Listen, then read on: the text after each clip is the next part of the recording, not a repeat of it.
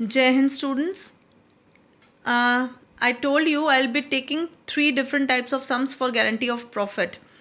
Now our second sum is question number 86 of T.S. Garewal volume 1 class 12.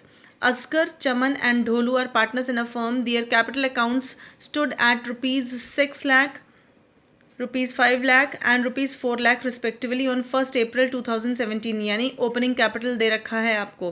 They shared profits and losses in the proportion of 4:2:3. Partners are entitled to interest on capital at the rate 8% per annum and salary to Chaman and Dholu rupees 7,000 per month and rupees 10,000 per quarter respectively as per the provisions of partnership deed. Dholu's share of profit excluding interest on capital but including salary is guaranteed at a minimum of rupees 1,10,000 per annum.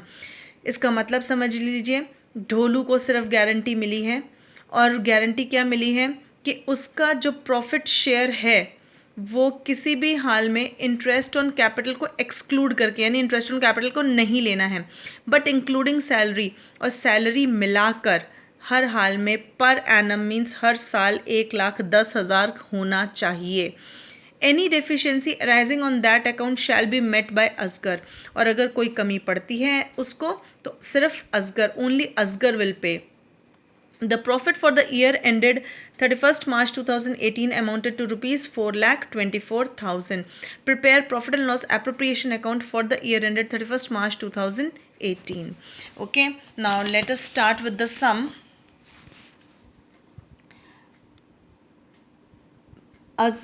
Books of Asghar, Chaman and Dholu. Profit and loss appropriation account for the year ended 31st March 2018.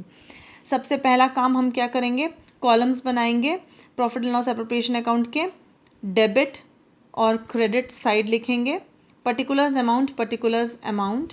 सबसे पहला काम appropriation account में हमें क्या करना है, जो net profit and loss account का है उसको ब्रॉट डाउन करना है क्रेडिट साइड में एप्रोप्रिएशन अकाउंट के. तो by profit and loss account net profit transferred 4,24,000 according to the question. अब हमें क्या करना है, एप्रोप्रिएशंस देने हैं. तो डेबिट साइड में हम क्या करेंगे, सबसे पहले लिखेंगे to interest on capital. Asgar, मैंने शॉर्ट फॉर्म यूज़ किए हैं नाम के. असगर 48,000, चमन 40,000, ढोलू 32,000. उनके कैपिटल्स दे रखे हैं 6 lakhs, 5 lakhs एंड 4 lakhs. और रेट ऑफ इंटरेस्ट है 8% पर एनम. तो उसके हिसाब से 48,000, 40,000, 32,000 इंटरेस्ट ऑन कैपिटल बन रहा है. ठीक है. नेक्स्ट सैलरी दे रहे हैं हम सिर्फ चमन और ढोलू को. चमन को 7,000 पर मंथ है इसलिए इंटू 12 किया 84,000. ढोलू को 10,000 शायद, हाँ 10,000 पर क्वार्टर दे रखा है. तो 10,000 पर क्वार्टर के हिसाब से बना, इंटू 4 किया 10,000 को 40,000. टोटल सैलरी 1,24,000 फर्म दे रही है. अब आएगा हमारा डिविजिबल प्रॉफिट. हमने क्रेडिट साइड का टोटल देखा ज़्यादा है 4,24,000, सेम टोटल डेबिट साइड में लिखा. अब बैलेंसिंग फिगर आया 1,80,000. ये है हमारा डिविजिबल प्रॉफिट. इस डिविजिबल प्रॉफिट को हमने तीनों पार्टनर्स के कैपिटल अकाउंट में ट्रांसफ़र किया. To capital account Asgar, Chaman and Dholu. जब हमने इसको डिवाइड किया, वर्किंग्स में शो कर रही हूँ, share of profit sharing ratio क्या है 4:2:3. असगर का 1,80,000 जो कि डिविजिबल प्रॉफिट है इंटू 4/9 करने से 80,000 आ रहा है. चमन का 1,80,000 का इंटू 2/9 40,000. ढोलू का 1,80,000 इंटू 3/9 60,000 आ रहा है. ढोलू को गारंटी दी गई थी कि उसका share of profit plus salary should be 1,10,000. ठीक है. तो हमने चेक किया कि guaranteed amount salary plus profit कितना होना चाहिए, 1,10,000. मगर गारंटीड अमाउंट सैलरी है 40,000 की, ऊपर दिख रहा है आपको Dholu 40,000 plus share of profit 60,000 जो कि बन रहा है 1 lakh only, 1 lakh, which is 10,000 less. मगर गारंटी थी 1,10,000 की. तो इसका मतलब 10,000 ढोलू को कम मिल रहे हैं. तो हम, और वो कौन पे करेगा, ओनली असगर.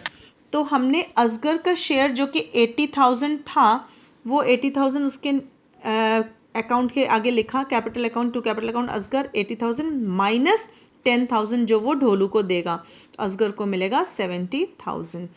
चमन को 40,000 क्योंकि चमन कुछ किसी को पे नहीं कर रहा है। ढोलू को 60,000 उसका शेयर ऑफ प्रॉफिट हमने कैलकुलेट किया था, ये रहा दिस वन, राइट। 60,000 प्लस 10,000 जो उसे असगर से मिलेगा, यानी ढोलू को मिल गए 70,000। This is for all. Now we'll catch up with the next some soon.